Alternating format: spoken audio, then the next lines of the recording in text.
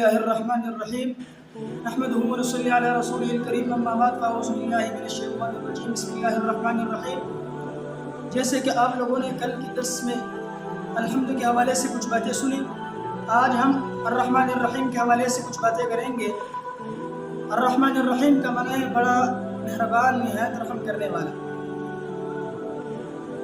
الرحمن بر وزن فعلان اور رحیم بر وزن فعیل ہیں، دونوں مبالغہ کے صیغے ہیں جن میں کثرت اور دوام کا مفہوم پایا جاتا ہے، یعنی اللہ تعالیٰ بہت رحم کرنے والا ہے،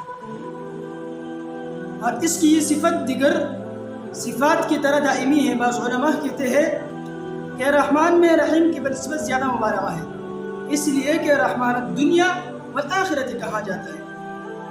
دنیا میں اس کی صفت عام ہے جس سے بلا تخصیص کافر و مومن دونوں فیضیاب ہو رہے ہیں، اور آخرت میں وہ صرف رحیم ہوگا، یعنی اس کی رحمت صرف مومنوں کے لیے خاص ہوگی، کافروں کے لیے نہیں ہوگی۔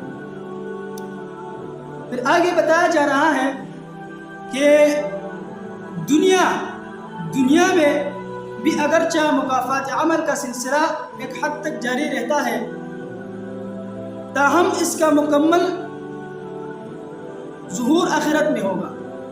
اللہ تعالیٰ ہر شخص کو اس کے اچھے یا برے اعمال کے مطابق مکمل جزا اور سزا دیں گے، یعنی اللہ رب العالمین ہر شخص کو اس کے اچھے اور برے اعمال کے مطابق جس نے جتنی برائی کی اس کے اعتبار سے اس کو سزا ملے گی، اور جس نے جتنی اچھائی کی، نیکیاں کمائی، اس کی نسبت سے اس کو ثواب ملے گا یا اس کو اجر ملے گا وہاں پر۔ اسی طرح دنیا میں عارضی طور پر اور کئی لوگوں کے پاس تحت الاسباب اختیارات ہوتے ہیں، لیکن آخرت میں تمام اختیارات اللہ تعالیٰ کے ہاتھ میں ہوں گے۔ وہاں پر کوئی کسی کے پاس اختیارات نہیں ہوگا، جیسے کہ اللہ تعالیٰ نے فرمایا اس دن اللہ فرمائیں گے لمن الملک اليوم، آج بادشاہت کس کی؟ اللہ تعالیٰ خود فرمائیں گے للہ الواحد القہار۔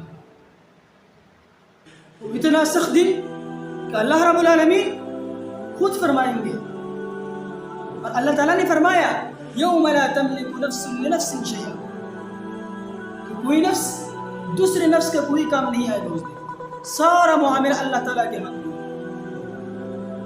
تو اور پھر اللہ نے کیا فرمایا یوم یفر المرء من اخیہ وامہ وابیہ وصاحبتہ وبنیہ،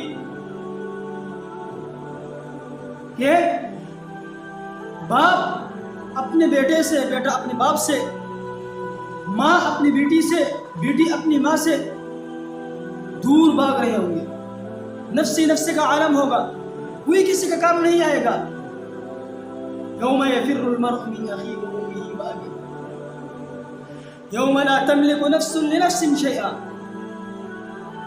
تو قیامت کے احوال بہت سخت دن ہوگا، اس کی گرمی کی شدت کی کوئی مثال اس دنیا میں نہیں ہے۔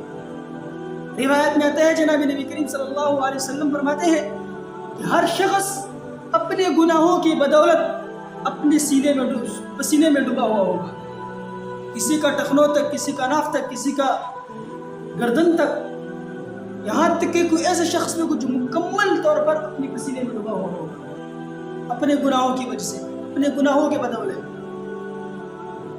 ہمیں چاہیے کہ ہم ہر وقت اللہ کی طرف متوجہ اور فکر آخرت کریں۔ جب ہم آخرت کی فکر کریں گے تو ہمیں توفیق ملے کہ ہم گناہوں سے بچنے کی، کہ ہم گناہوں سے بچ جائیں۔ جب فکر آخرت ہوگی تو ہم گناہوں سے بچیں گے، اگر فکر آخرت نہیں ہوگی تو میرے دوستوں بڑا مشکل کام ہے گناہوں سے بچنا۔